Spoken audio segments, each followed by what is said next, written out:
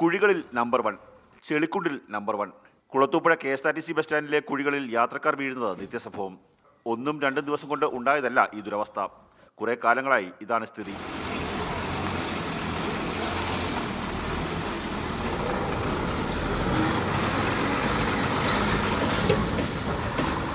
പ്രശ്നം പരിഹരിക്കണമെന്നാവശ്യപ്പെട്ട് പൊതുപ്രവർത്തകർ പലകുറി പരാതി നൽകി. കുഴികളുടെ ആഴവും വീതിയും കൂടിയതല്ലാതെ യാതൊരു മാറ്റവും ഉണ്ടായില്ല. ഇത്രയും ശോചനീയാവസ്ഥ എന്ന് പറഞ്ഞാൽ ഭയങ്കരമായ ഗട്ടറുകളും ചെളിയും ഒക്കെ ആയിട്ട് ഇത് അധികൃതർ ഇത് കണ്ടില്ല എന്ന് നടിക്കുകയാണ്.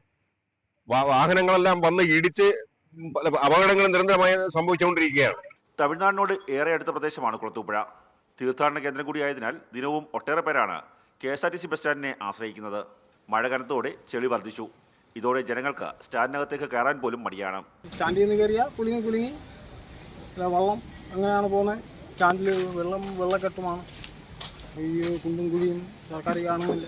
ഗതാഗത മന്ത്രി KB ഗണേഷ് കുമാറിന്റെ സ്വന്തം ജില്ലയിലെ KSRTC ബസ് സ്റ്റാൻഡാണ് ഇങ്ങനെ താറുമാറായി കിടക്കുന്നത്. മന്ത്രി ഇടപെട്ട പ്രശ്നം പരിഹരിക്കണമെന്നാണ് നാട്ടുകാരുടെ ആവശ്യം. മാതൃഭൂമി ന്യൂസ്, കൊല്ലം.